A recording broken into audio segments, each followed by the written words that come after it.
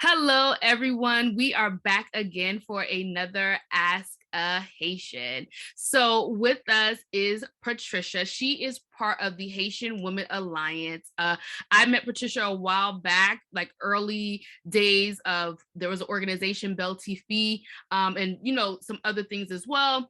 And so, as I was looking for people to interview, I reached out to the Haitian Women Alliance. Patricia is part of the organization. And so we're just going to talk to her today about a little bit about herself and about the organization. So Patricia, you can take it away and introduce yourself to the audience.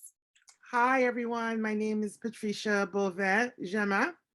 Um, Professionally, I am a journalist. I've been in journalism for about 15 years. I'm currently a senior producer at CNBC Business News in New Jersey.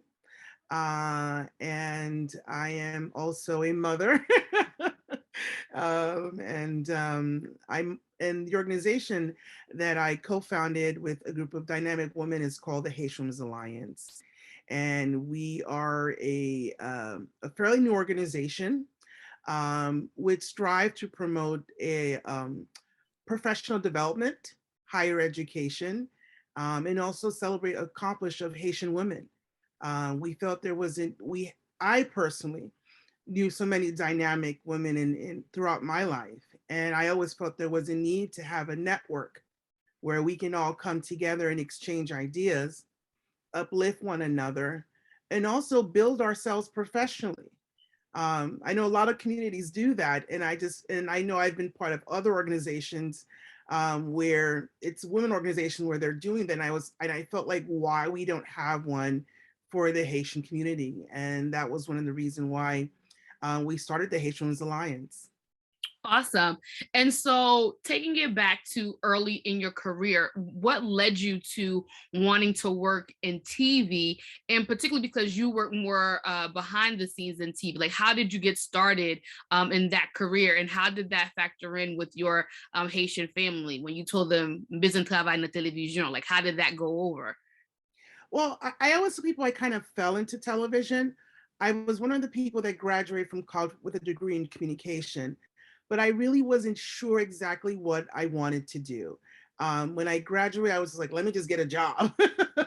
And from I had my first job out of college was working as a secretary for a law office, and I knew I didn't like it. I knew I had to find my passion, and someone told me about this opportunity to work as a receptionist for a current affair. A current affair was one of the first tabloid magazine shows. It's no longer running, of course, but it was one of the first tabloid magazine shows, and I was working there as a secretary.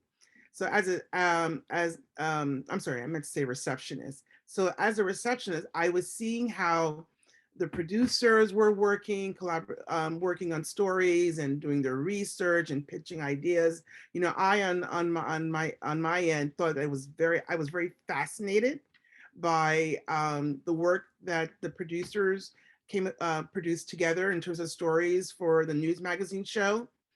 And I was like, wow, this is something that I'm really, really enjoying, and I'm learning from my experience as a receptionist. And I've also pitched maybe a couple of ideas to the executive producers at that time.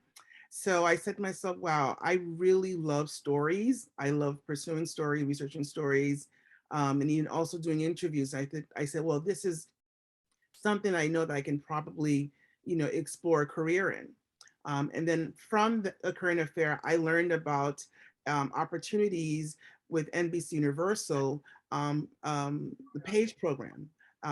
The PAGE program is entry level for recent college graduates, and it's an opportunity for people out of school to explore various departments within companies. There's the sales, there's marketing, there's production, there's technical.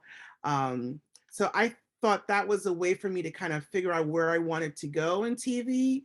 Um, and then from there, I was accepted because you have to be interviewed a couple of times, and I was accepted into the program. And as a page, one of the responsibilities, aside from learning different departments and exploring different careers, you also had to give tours. So I had a uniform, and I had to give tours of the NBC studios, which was great. Some people were like, and some people were cool about it. But it was fun because I walk around the building, I had my uniform on, and it was the pride to be a tour guide, because that's part of the PAGE program responsibilities. And then from the PAGE program, um, this is a true story. Um, we have assignments that they would give that you would have to apply for. So on each assignment, you had to interview for a specific assignment by, I guess, whoever it was the assignment manager for that department. Couple of the assignments I wanted was the Today Show, Saturday Night Live. I never got them. But someone said to me, there is an opening for a receptionist in the sourcing department. The sourcing department is the department that handles ordering furniture and things for the company. I said, what the heck? I said, what the heck? So I did the assignment for sourcing. They loved me so much that they offered me a job. But then I said to them, my passion is production and news. They said, oh, well, we can help you with that. There was an opportunity there. We love Yes. that. And I Yeah. think that's something where oftentimes we may not think of a role. We may not, especially job hunting or just networking or things like that. You may like, oh, this doesn't seem like a fit, but why not? So I'm glad you were able to take that opportunity and they were able to assist you.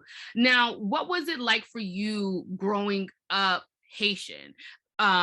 Especially, I know as I've done these interviews and getting that perspective for people, depending on where they live, whether New Jersey, New York, Brooklyn, Florida, different, Southern Florida versus Northern Florida. How was it for you growing up Haitian? How did that shape you into the person that you are today?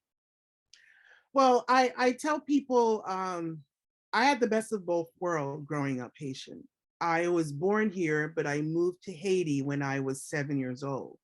So I lived in Haiti up until I was 12, right before Baby Doc's coup d'etat. And, my parents didn't want me to go to an American school. They wanted me to learn Creole and French.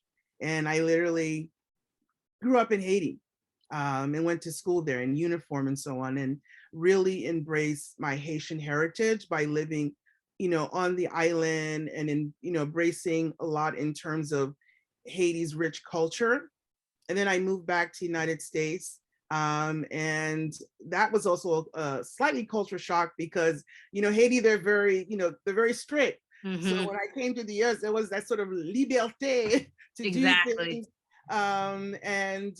It was slightly, how do I say it? I was very intrigued that I was able to do a lot of things on my own and not have the restrictions of family members or people in my community, saying, hey, you can't do that. So I know when I moved back to the United States, it was a way for me to kind of find myself, and learn about myself, because in Haiti, you sort of have like this guidebook of what you're supposed to do when it comes to education.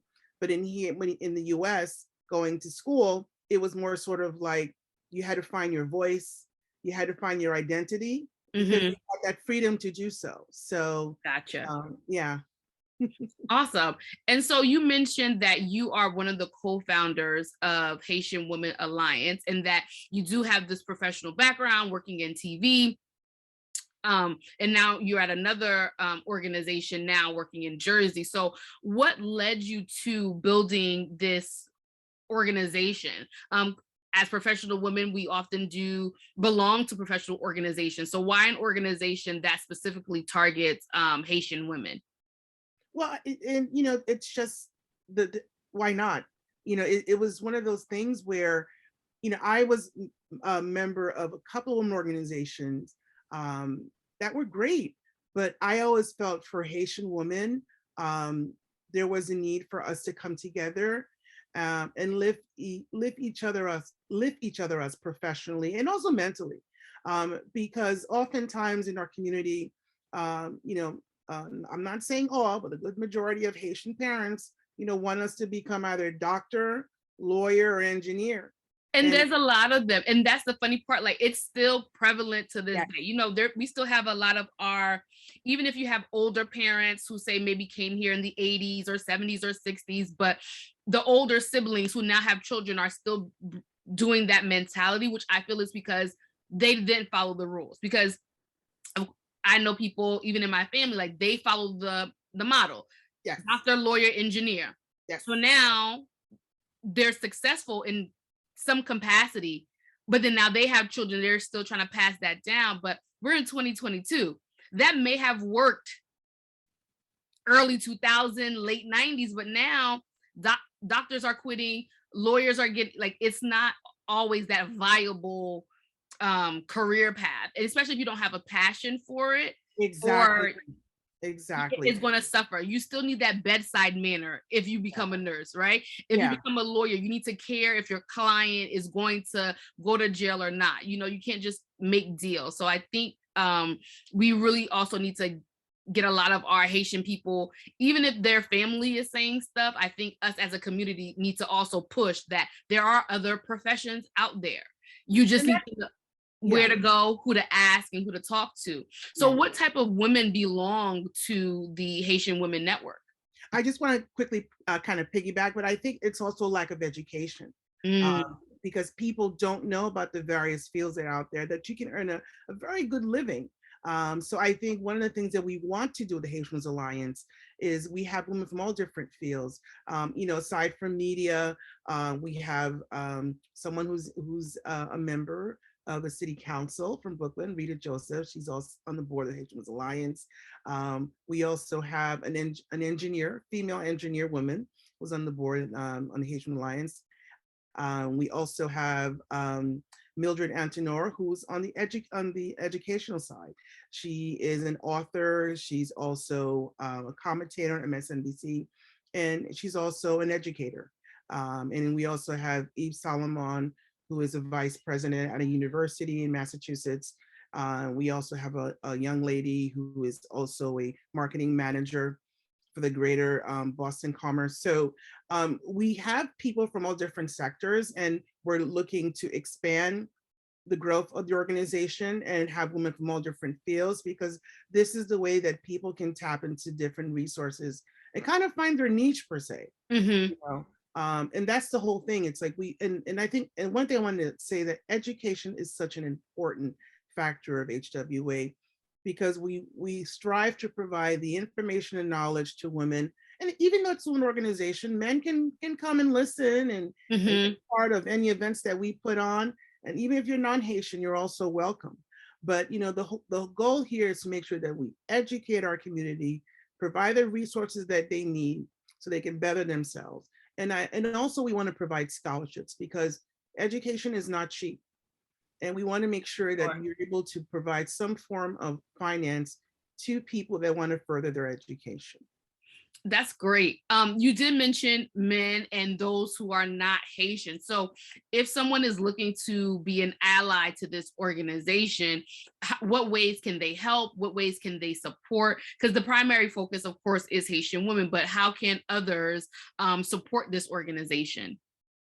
Well, since we're still, we're a funding organization, so we're in our sort of infancy growth stage. So ideally, what we will, at some point, we will be promoting on social media any potential partnerships, if we have any upcoming events, sponsorship, things of that nature. And also if people have suggestion ideas on events that we can put on in partnership with them, because the more the merrier. It's not only the fiscal aspect of support, we also want that support where if they have ideas and things that we can do and collaborate, yeah, we'll go for it.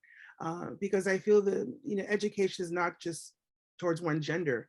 Everyone should be educated. And I think it's also a learning process for men as well, to learn about women in all these fields, so they'll have an open mind. The next time someone comes up and they present their resume, they'll like, okay, I may consider a woman for this job instead of a man. You never know. That's very true. I think education is a big thing. It's a big component. And I know Haitians, we do promote education, but sometimes it's still in that narrow purview of just like education, but to be a doctor, to be a lawyer, to be a teacher, Exactly. to be this status symbol type of thing instead of get an education so that way you can further what we're doing. Exactly. Yeah. So can you tell us a little bit about how you have used being Haitian in your professional settings? I know May is Haitian Heritage Month, and one of the reasons why I decided to do Ask a Haitian is because I really didn't see that type of promotion on the larger scale about Haitian Heritage Month. Of course, within the Haitian community, Haitian publications, yes, but on like the more broader scale, May is not really seen as Haitian Heritage Month for everyone. It's not on everyone's calendar. It's not on everyone's radar.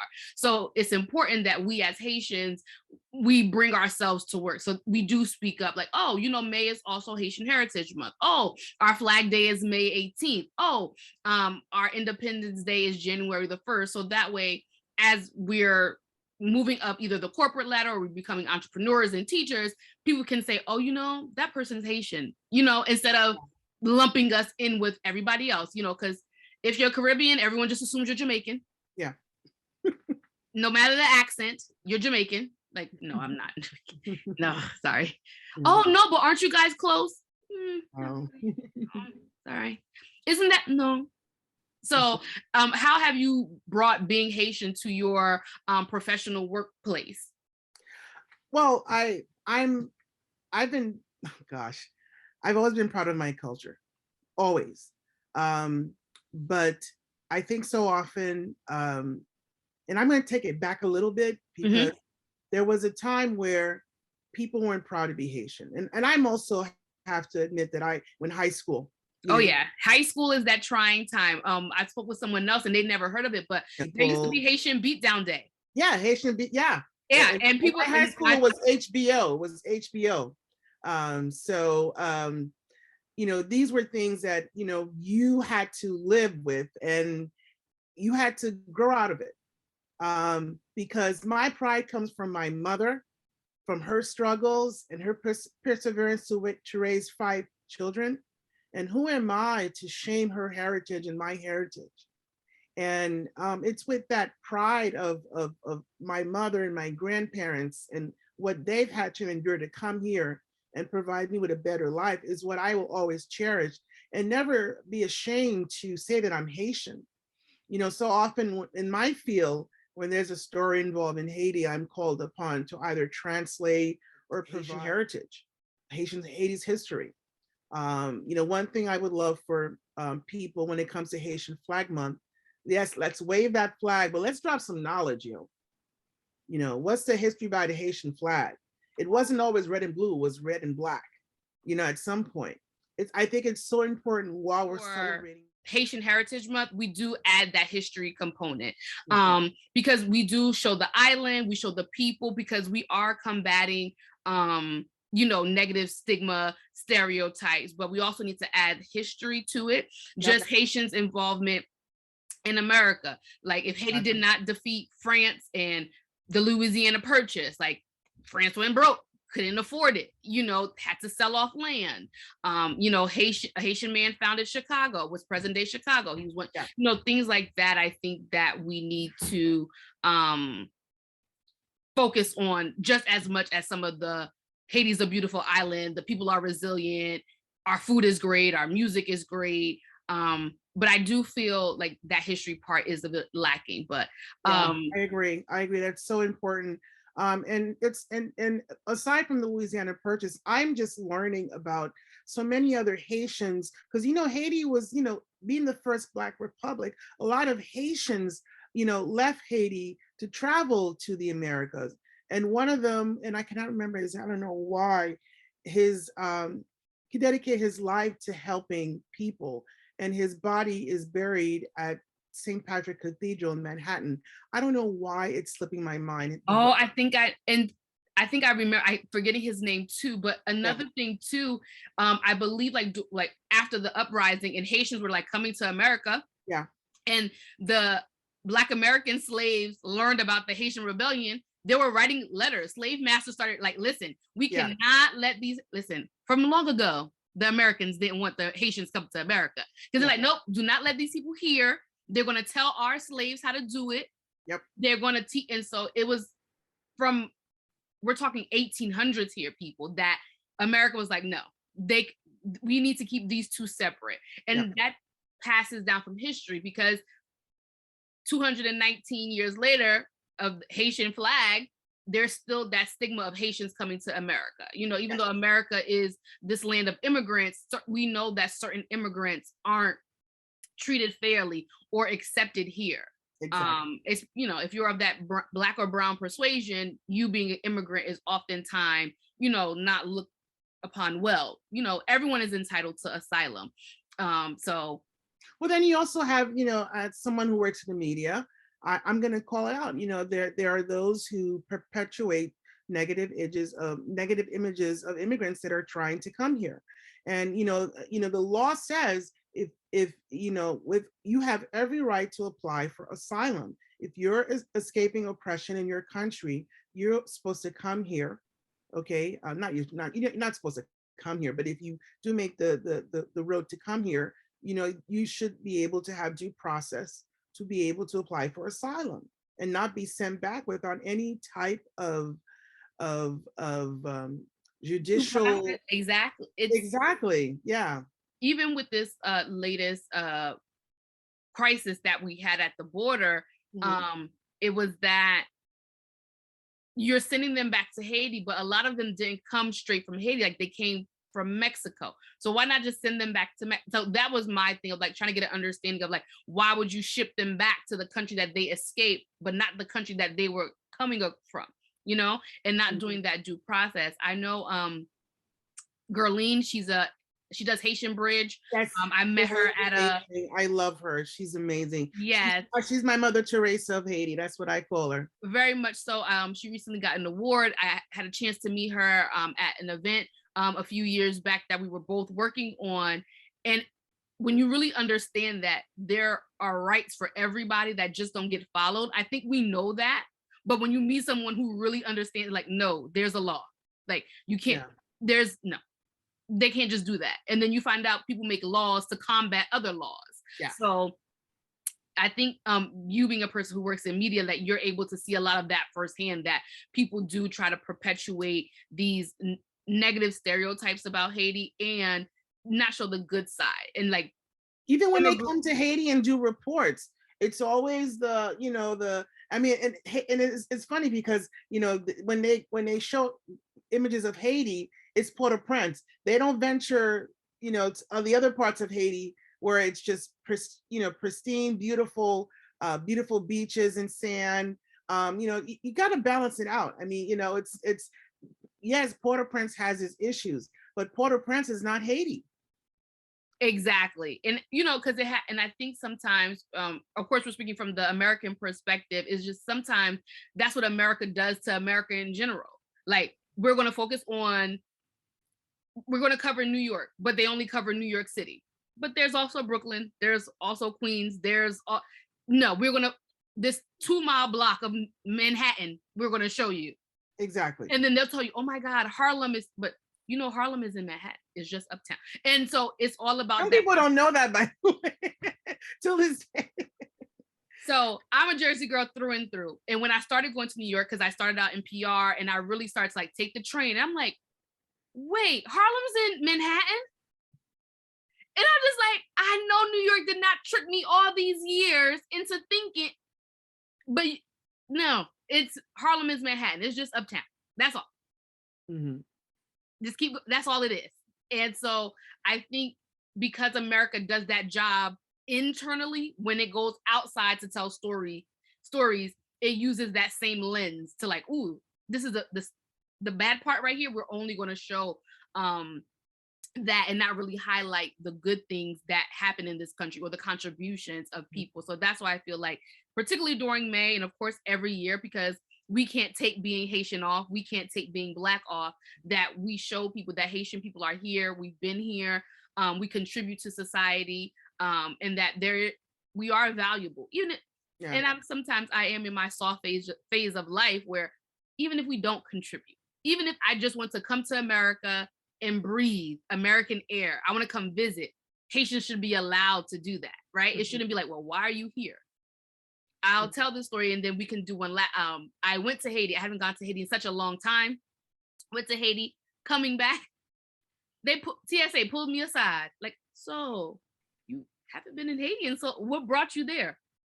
I went to go visit. Okay, can we check your bag? Is there a reason? Well, sure. Fine. Check it. And it was just the most random. And I was just like, even though Puerto Rico is still part of the US, but I've gone other places that I haven't been in a long time before. Mm-hmm. But because I went to Haiti, I get pulled aside and you want to check my bag. And, oh, so what did you do on your trip? And, oh, did you see anyone, meet any people? Yeah. There's such a stigma when it comes to, when it comes to Haiti. And it's just like, we just really, with social media, we really have to make sure that everybody, that we're sharing information, we're educating, those who feel that, hate, so-and-so called Haiti, I'm not going to say the word, let's counter that and really educate those who feel that Haiti is, is so-and-so, that it's not. This country has so much more to offer its people and the world, under the right leadership. I'm going to keep it 100. Exactly, because we do, and it's not just Haiti. And that's the thing, I think because we are Black, it's that extra, but Haiti has some, you can't have a slave rebellion and don't think you started something crazy, that now the rest of the world has vested interest in you not succeeding. And then there's still that internal struggle, because I'm sure there were some slaves that were like, no, we were fine with France. Exactly. We were fine here. Who told you we wanted to be free? And it's the same thing and that's how I feel. It's that mental slavery. It's that mental slavery. And that's and people forget that mental slavery runs deep.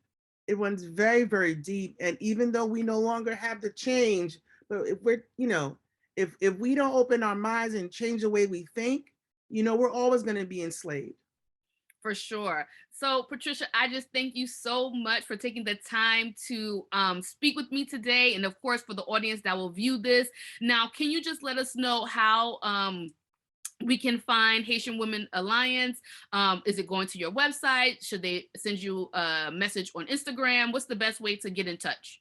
Well, we have a website. We have a coming soon page. We will be launching soon, HaitianWomenAlliance.org. You can reach us there and be added to our mailing list. We're also on many social media handles. We're on Facebook. You can follow us there. We're also on Instagram. We also have a group on LinkedIn. Awesome. A lot of professional women on LinkedIn that are part of the Haitian Women's Alliance. So you can definitely join the group there as well. We're also on Twitter. So I'm happy, whoever wants to learn more information, please reach out, Haitian Women's Alliance website or any social media handles. And we can definitely touch base and share more information about our organization. And, and ideally, one thing I want to say is we're expanding, we're looking to grow. And then at some point we'll be expanding free membership for people that want to join.